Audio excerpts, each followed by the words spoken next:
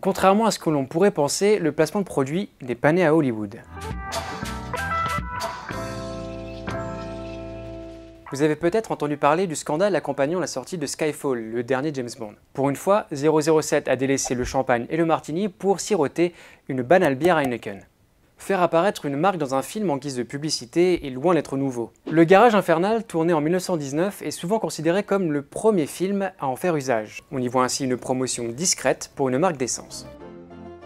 Mais on peut remonter plus loin, à l'époque d'Auguste et Louis Lumière. À la fin du 19e, un homme d'affaires suisse est chargé de la distribution de leurs films en échange d'emplacements publicitaires. Il a justement besoin de quelques réclames pour Sunlight Soap, une marque de savon, marque que l'on retrouve du coup dans 2 courts-métrages des frères Lumière.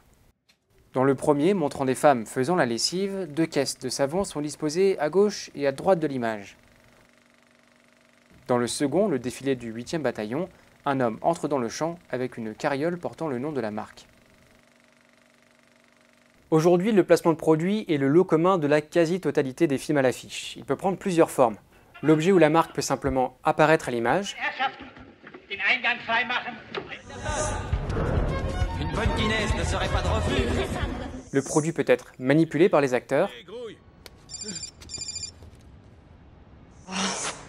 Attends, c'est un Hermès, t'as qu'à lui dire que t'as pas réussi à le récupérer. Le sac.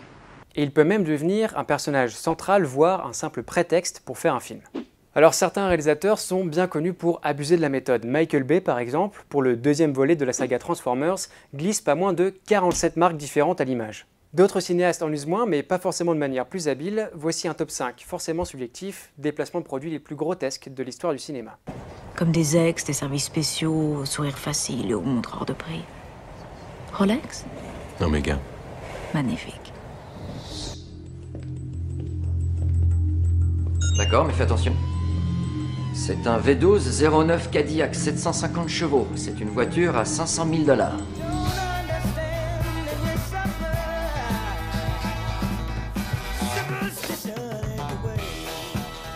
C'est trop beau, ça. Mon chou, qu'est-ce que c'est que tu as au pied? Hein? Des Converse All Stars millésime 2004 certifiés. Allez, c'est pas la peine de prendre cet air, je suis sûr que tu veux les mêmes. Dis-le carrément, je te les paie. Non, merci, sans façon.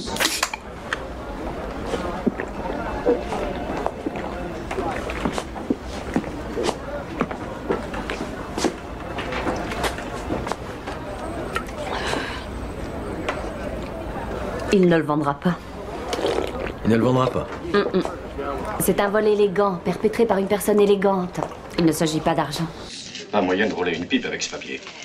Vous voulez de l'OCB? Je veux bien. L'OCB est fameux, surtout quand c'est du... Gommé, le mien l'est. En attendant le prochain numéro, vous pouvez retrouver ci-dessous les précédents épisodes de Contre-champ. Et comme disaient Kim et James...